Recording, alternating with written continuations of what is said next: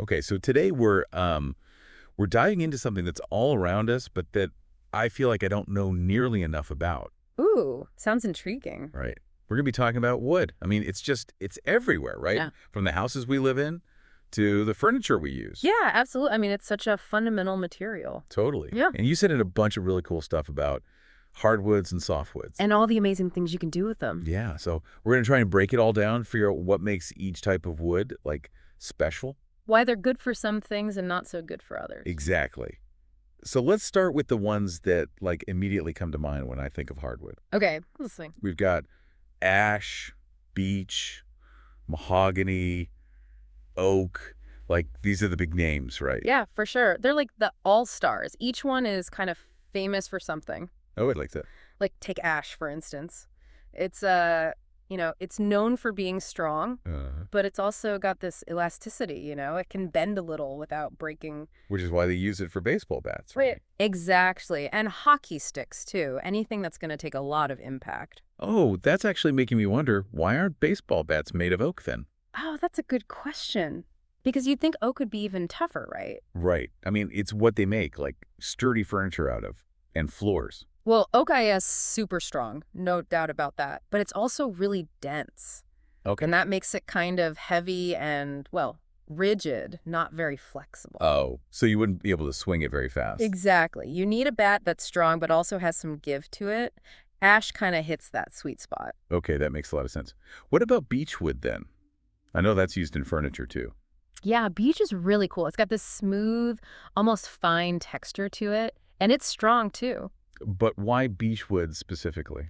Well, you can do a lot with it, like turn it into really intricate shapes on a lathe. Oh, you mean like those fancy wooden bowls and stuff? Yeah, exactly. It's perfect for that kind of detail work. Plus, it's hard wearing, so it's great for kitchen stuff. Oh yeah, like cutting boards and spoons and... Yeah. Exactly. Yeah. Okay, so we got to talk about mahogany now. That's like the fancy one, right? It does have that luxury vibe, doesn't it? Totally.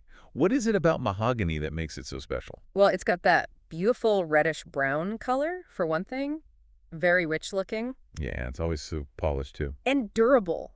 Mahogany is incredibly durable. It can resist rot, insects, the whole 9 yards. No wonder they use it for high-end furniture. Yeah, you see it in nice cabinetry, even some classic wooden boats. It ages really well, too. Ooh, like it gets better with time. Exactly.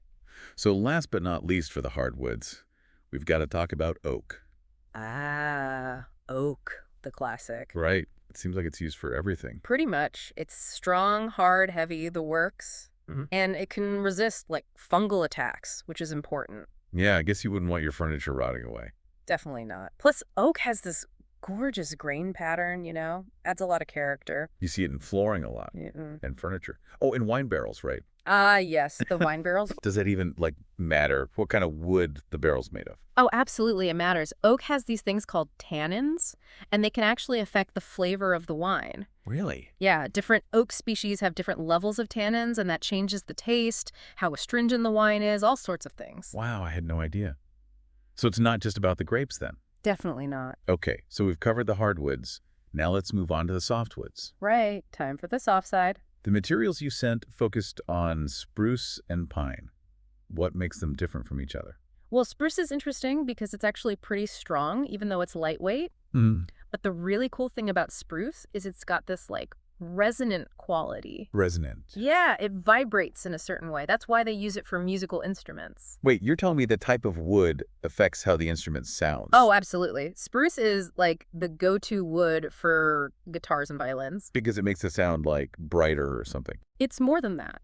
It affects the tone, the resonance, how the sound projects. Wow, I had no idea. So a spruce guitar would sound different from a mahogany one, for example. Exactly. Mahogany tends to have a warmer, mellower sound. It's all about the wood's properties. That's so fascinating. Yeah. Okay, what about pine then? It seems like pine is everywhere. Pine is like the workhorse of the softwoods.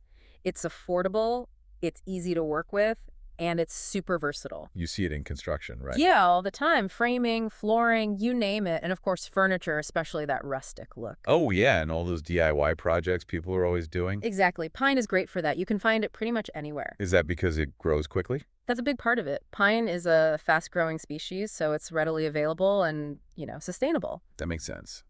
But I'm guessing there are some downsides too, right? Yeah, sometimes faster growth means the wood isn't as dense or strong. There can be variations in quality. So it's like anything else, there are trade-offs. Wow, this has been so much more interesting than I thought it would be. Me too. I always learn something new when we do these deep dives. I know, right? And to think, we've only talked about a handful of wood types. There's a whole world out there. Yeah, it's incredible how much variety there is in just one material. So to all our listeners out there, the next time you're looking at a piece of wooden furniture or listening to music, Or even just walking across a wooden floor. yeah, take a moment to think about what kind of wood it might be and what made that wood the perfect choice. Because it's all connected, right? Totally. And here's a little something to ponder.